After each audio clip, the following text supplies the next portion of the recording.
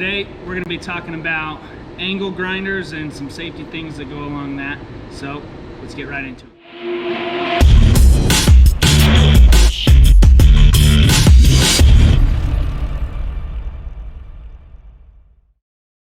Alright, going to try to keep this short and sweet.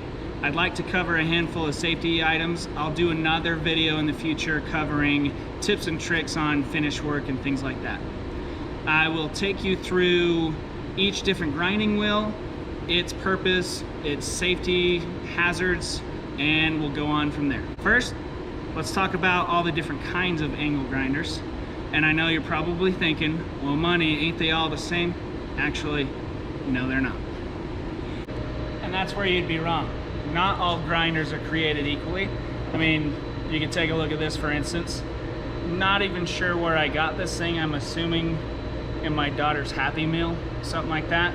But aside from quality and things like that, there are a handful of different grinders out there. We'll talk about a handful of them here in the video. We're not going to focus too much about the other stuff. We're just going to focus on the angle grinder side of things.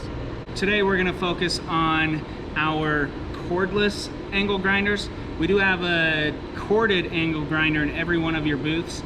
That is something you need to get familiar with because you need to learn how to clean and prep your work surface. It gets quite a bit of spatter all over them and you need to know how to grind it off. All right, first let's talk about the different kinds of grinding wheels, wire wheels that you may be using on any one of our angle grinders and why you would use it, the safety concerns with each one of them, and how to interchange them between each of them. First, let's talk about this wire wheel. These are used actually quite a bit on our cordless grinders. These are what we use to take the dross off the back of our CNC cut plasma signs. And these are great. This helps prevent you having to use a stone disc to take the dross off, which causes a lot of really coarse grind marks that are really hard to blend through, especially as a beginner. It's hard to make it look pretty. So these are all we use to clean our CNC signs, and from here, just using this guy, it's ready for paint basically, for at least what we're doing sign-wise. Now these, when you put them on our angle grinders, you're gonna take the lock nut off and the spindle nut, and it's because it's got a built-in nut into this metal housing, so it'll just spin on and off, and you can use a wrench. But all right, let's tell you how to change this wire wheel. Now, just like any of the grinding wheels or anything we're going to change on our angle grinders, and most other angle grinders will have a button in almost the same spot or locate it somewhere to lock the spindle. And you need to lock the spindle so that you can actually take this off. Otherwise, it's just going to spin freely. Now, you'll push on this spindle lock as you're rotating the wheel, and it's going to lock in place. Then, and the way I tell all my students to do this is just when you're putting things on, I only really want you to put it on hand tight. I don't want you to take the spindle wrench every time, or a crescent adjustable wrench, or what have you, to tighten this thing down. These spin the direction of which they tighten. So as you are using any of these grinding wheels, it's going to be tightening itself. So if you go and when you put these wheels on, you crank that thing down, chances are throughout the use of that grinding wheel or wire wheel, it's going to tighten itself even more, and it can be a bear to get these off. So for any of these, and I'll repeat it, it's hand tight because it's going to tighten itself while you're using it. I'm not saying to just barely tighten it, but I'm not telling you to crank that thing down because it can become a nightmare to take these wire wheels off. Now, when you are removing things, whether it's the wire wheel, the cutoff wheel, anything, you're welcome to use gloves. Some of these can have some pretty sharp edges. So like I said, push on the button, spin this, and then you can take this all the way off. And we'll just replace this one with a new one. Spin that back on, and like I said, just hand tight. Next, let's talk about two of our finishing grinding wheels. I guess one is what you would use before another, and we'll talk about why. This is our stone disc or hard disc. This guy is used to knock off a whole bunch of material really quick. You're gonna use this before you would use one of the more finer grit finishing grinding wheels, because this is just gonna save you a lot of time. And if you were to hit it with one of the softer pads, you're just gonna chew that pad up and waste money. Now, same thing with this. To put it on or take it off, it's lock the spindle nut and spin it till it locks, and then you should just be able to grab that grinding wheel and take it off. One safety thing, this battery is not installed on this grinder when I am changing the grinding wheel. Never have your battery or have it plugged in when you are changing these. What could happen is you could accidentally hit that trigger, and while your hand's on this or a spindle nut or whatever, this thing can get going like that. These spin at 10,000 RPM, up to that. And if you are not paying attention, it goes from 0 to 10,000 RPM like that, and no matter how fast you are, you're gonna get your fingers bit. Now, this stone disc, it's a pretty high grit. It's held together with an epoxy, and it's got some cords through it. When you guys come to grab a grinder, I need you to make sure that you inspect this grinding wheel. Even when it's on the grinder, check it for any big chips or cracks through this. Make sure it's not flexible. These, you shouldn't be able to bend them. If you do, then we need to change that grinding wheel, because these spin at 10,000 RPM, and we don't want any chunks of this coming off while you're working, because that can be deadly. I might put some pictures in to show you why. Now, when we're talking removing, changing, swapping these out with the grinding wheel and our cutoff wheel and our flap disc, we have an extra couple of things here to talk about. We have our lock nut, and if you can see, this on the inside has a machined center so that you can put it on and it locks with the spindle. Then we have our lock nut. If you look at this, we've got a valley here and a ridge here. Okay, that's important. When we're putting on our stone discs, these are a bit thicker than, let's say, our cutoff wheels. And when you put your locking nut there, you will line this guy up with that ridge, and then your spindle nut, that ridge needs to go down. That way it's locked in center and it's not gonna spin off kilt or anything like that. Now push on the button, and by hand you're just gonna tighten that down. Next we have our flap disc. This is our finishing pad. This guy, all it is basically just a whole bunch of small square pieces of sandpaper glued on top of each other. These, and I'll get to it when I do the video on tips and tricks on grinding and finishing, but I want to say it here too. If you happen to use this guy, it's designed to be ran as flat as possible on whatever surface you're working on. If you end up running it up on an angle like this, all you're doing is shrinking your sanding surface, and it's actually going to end up making the whole process take that much longer. So these are meant to be used flat. Don't get, no matter how much you feel like, oh, I'm going faster because I'm pushing harder, no, you're going to end up ruining your pad, and it's going to take longer in the long run. Now, these are usually thinner around the center, so when you put these on, unlike with the stone disc, you can flip this spindle nut from the ridge to that valley and tighten it up this way. This is a thicker plastic one, so I know that I've got the room to run it down with the ridge down. Now, if you do go to tighten this, and I'm just going to purposely put this off kilt here and tighten it, and maybe in the video you can see it spinning off. If you don't make sure that this is center, it can damage the wheel, or could end up biting a chunk out of this and chucking it across the room or something like that. We got to make sure that we get these wheels put on center. And again, hold in on the lock spindle, and with your hands just tighten that down. Next is our cutoff wheel. This one, really pay attention to this part. This is the most dangerous wheel we can put on our angle grinders. This one, I've seen some really terrible things happen. I've got a really good friend who hurt himself with that. We'll get to it here in a second. But same thing when we're putting this on, hand tight. You've got your spindle centering nut. Make sure that's in there. If you try to put this on without one, it's just gonna sit and spin on there and not spin or bite this wheel and actually allow it to do its job. These are really thin, which is part of why they're so dangerous. Just like our stone disc, I want you to inspect this before you use it. Even if it's on the grinder or you just took it from your friend who was using it, double check the wheel, make sure there's no chunks or it's not flexible or anything like that. We'll put it back on. These, because they are thinner, we want that valley down towards the spindle. Otherwise it's not gonna bite or pinch on that grinding wheel. Now this, when you're using this grinding wheel, aside from all the others where you're gonna wear your safety glasses, this one I want you to be wearing a face shield.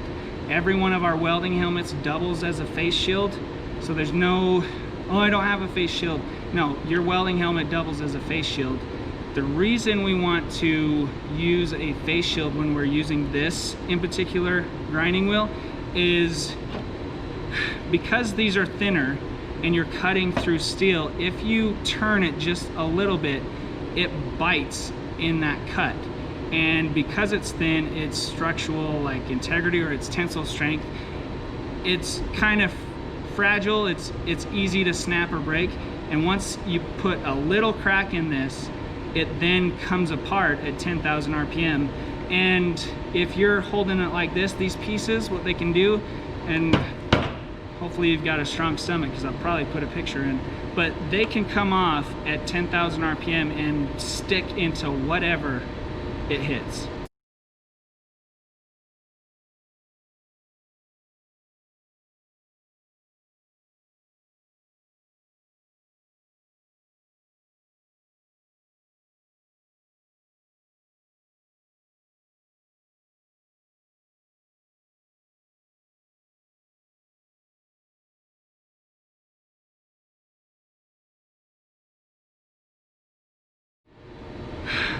A really good friend of mine was cutting some conduit with one of these.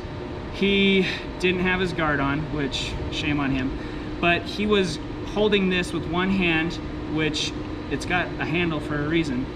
Holding it with one hand, and he was cutting through the conduit, and he was kind of leaning the conduit end up on his leg, and this wheel caught because it bound in between the conduit, and it shot and forced this grinder into his leg, and I think he nicked his bone and gnarly scars. Threw up a little bit in my mouth when he sent me the picture. But these are the ones I want you to be very, very careful with. They also are not grinding wheels. I've caught kids using these like grinding wheels. It's already, this one's only 45 thousandths thick. If you start using it like a grinding wheel, you're thinning that out, and eventually the tensile strength in that grinding wheel is gonna lose it, and it's just gonna explode on you. So that's our cutoff wheel. That's all of the different grinding wheels you're probably gonna run into in my class. Now, one thing I forgot to mention, this grinding wheel, the stone disc or hard disc, this guy's held together with epoxy, like I said, and when you're using this, and I'll cover it again in the tips and tricks video for finish work, if you hold still for too long while you're grinding this, that epoxy is going to heat up, and eventually, just like the grinding or the cutoff wheel, if you were using it as a grinding wheel, it's going to thin that on this and have it come apart. But as far as a stone disc is concerned, you could heat that epoxy up enough that it'll eventually come apart, kind of like the cutoff wheel. Back to the wire wheel, I forgot to mention a couple things as far as safety wise. One of the reasons this one's more dangerous or has other danger possibilities versus a stone disc or any other is these wire bristles are flexible.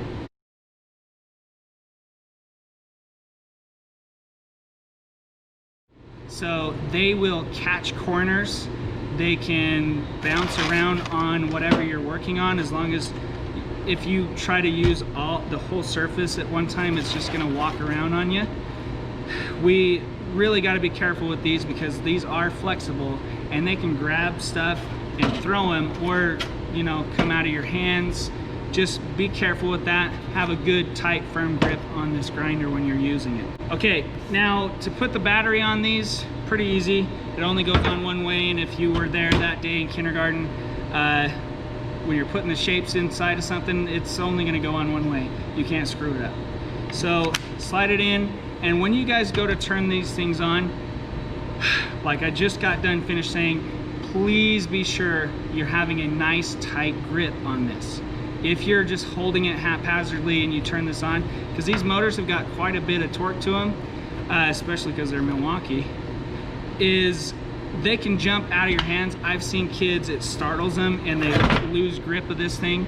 So be sure you have a nice firm grip on this.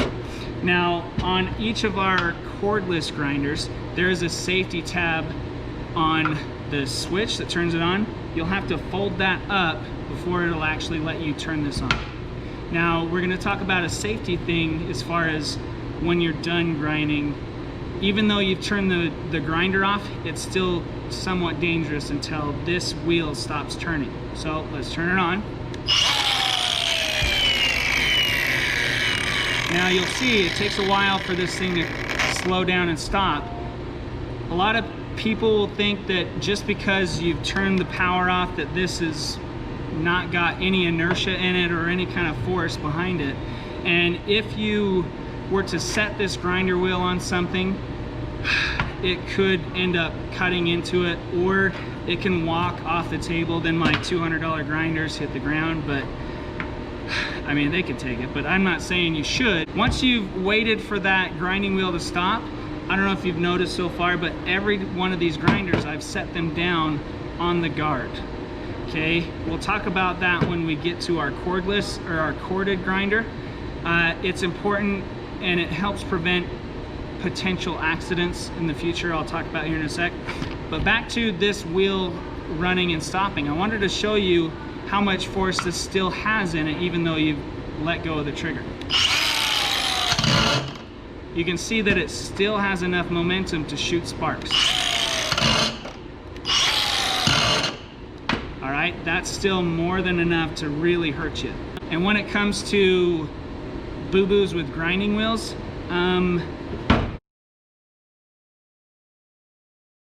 you're chewing away the flesh. It's not a cut like a blade, so there's not really anything there to stitch up if you have an accident like that, unless it's one of the sharper cutoff wheels. But nonetheless, be careful with everything you're doing. Now, gloves, you can wear gloves with this. It's not like our bench grinder where you don't ever want to wear gloves.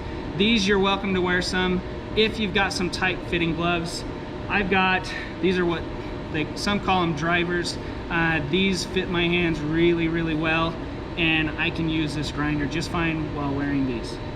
Now, on to our corded grinders. Okay, these are the ones that are in every one of our booths. These ones are a bit more torquey than our cordless, and they have a little bit higher RPM. I think these are 6,000 to 10,000, but our corded ones are for sure 10,000 RPM. Now, these will jump extra good in your hands if you're not holding on to them, but they've got a little bit different switch on them, and most grinders, even the Happy Meal version, will have a lock on their on-off switch. That way you don't have to constantly hold this thing down every time you're going grinding, because you could be working on something for quite a bit of time and it can work your thumb or hand pretty hard. So they have switches that you can leave on and lock on. Now the danger to that is, looking at this now, it's hard to tell if it's on or off.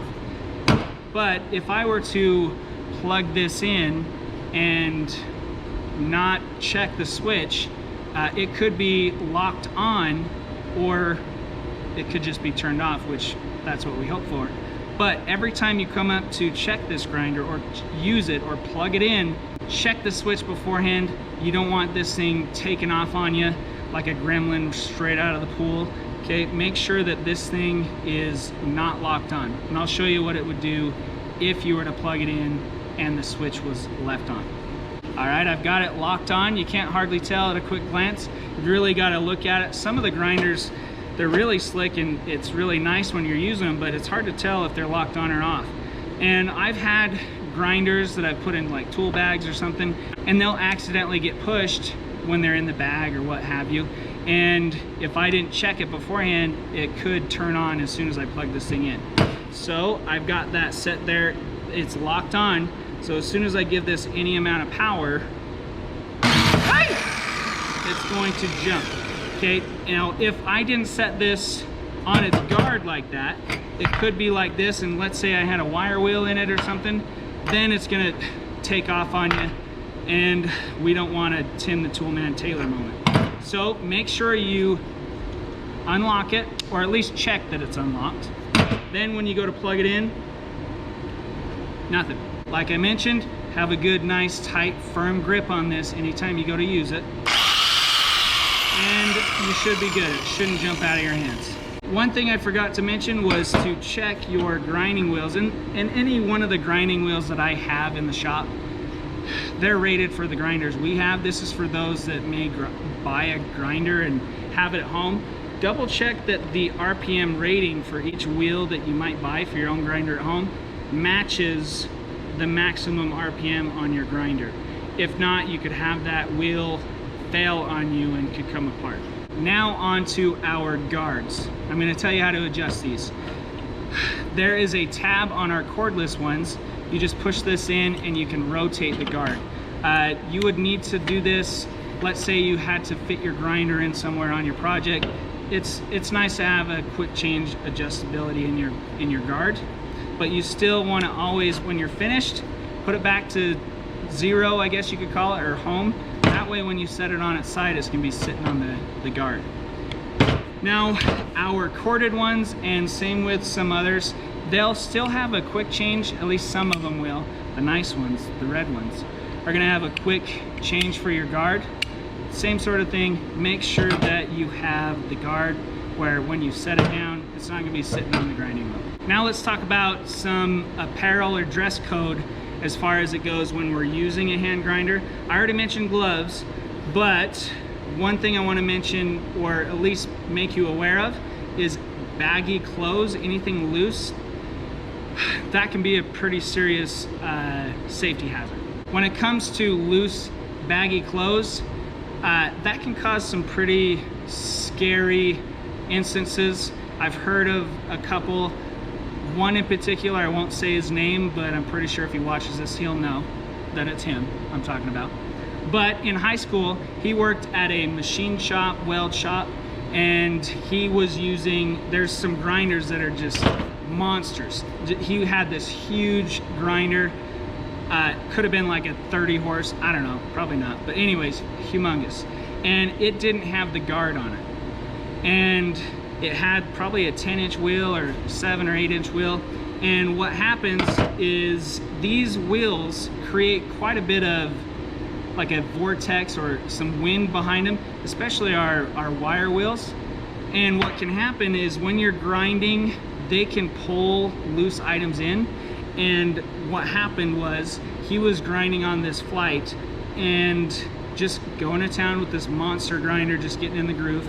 And he was just, grinding away, going to town, and then all of a sudden, just like on the movies, his body jerks. He's like, what the crap? And he sees his shirt in the grinding wheel. It ripped his shirt right off his body, just like in the movies. And as he lets this thing slow down, his collar was left on his neck at least, but he's standing there in the shop with no shirt, and he's like, what the, okay. He looks down, and in his stomach, the grinder, even in that split second, took and bit and chewed into his stomach. You could see like a little bit of the fat bits and meat and whatnot. It's a pretty gnarly scar now. It's raised off the body some. It's cool looking now, but I'm sure he would rather it have never happened. But that's why loose clothes, We've got to at least maybe tuck them in your shirt or button up or put a welding jacket on. That way you don't have anything loose. Same with our dross strings on our hoodies. Tuck those in. We don't want those loose. And I haven't had anybody scalped yet, but I really don't want it to happen. If you've got long hair, please always put your hair in a ponytail, or you can wrap it up and kind of tuck it in your shirt behind you. Whatever you got to do to make sure your hair is not going to be just naturally flowing around, because that can catch the grinding wheel and then that'll go right up to your head and pull whatever meat off. It could hit your jugular, I don't know. Just, if you've got long hair, please use a ponytail. Think twice before you just grab a grinder and go to town. And this goes for you guys who've got mullets. I know some of you have got quite the mullet game going on.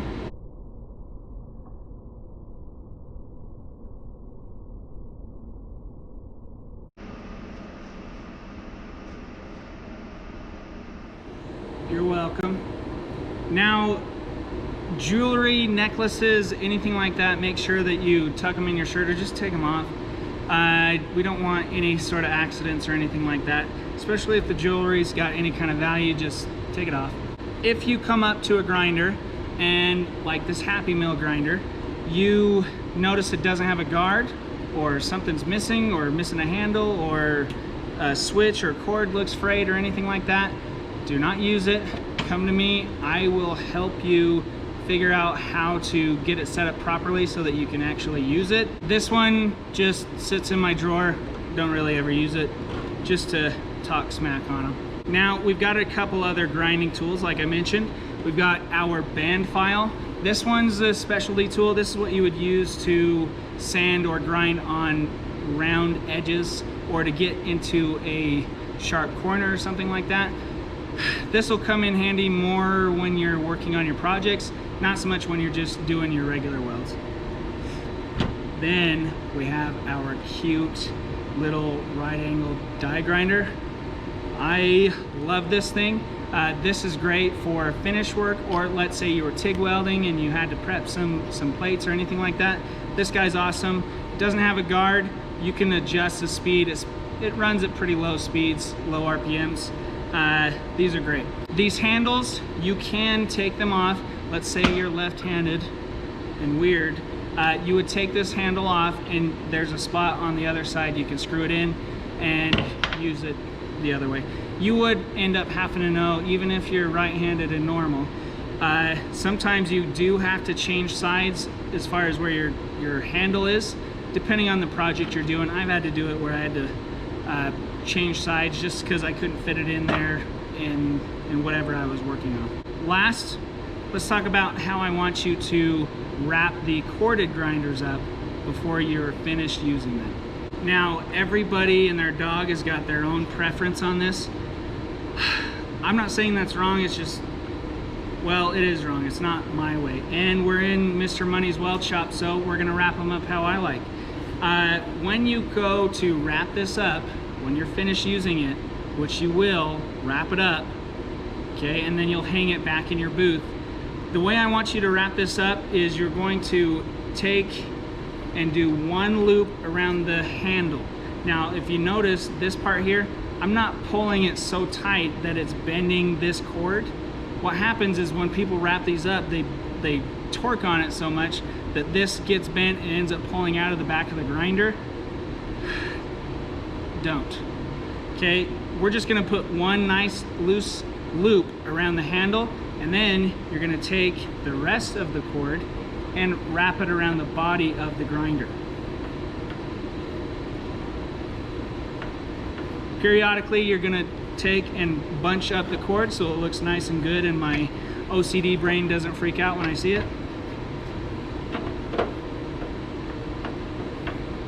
Then this excess piece, this here, I want you to put it through this loop that we've created, and then it's just gonna dangle like that. And you can set this on the hanger in our booths, and my brain won't freak out every time I see it or walk by. Now, the nice thing with this, when you're going to use this, the next time you use it, is when you undo this and you just let go of it, it unravels itself. It's better, okay? Make my brain happy and wrap it up like I said. Now, when you are wrapping it around the body of this, I don't want you wrenching down on that, because what can happen is you put memory in this cord. Finally, the air compressor shuts off when I'm finished with the film.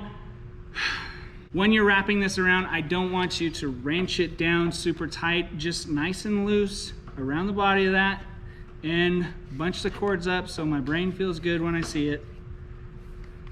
Then that extra little bit, you're going to take and feed through the end, and there you go. You'll have to pass the safety test on these grinders before you're allowed to use them. They're great tools to have.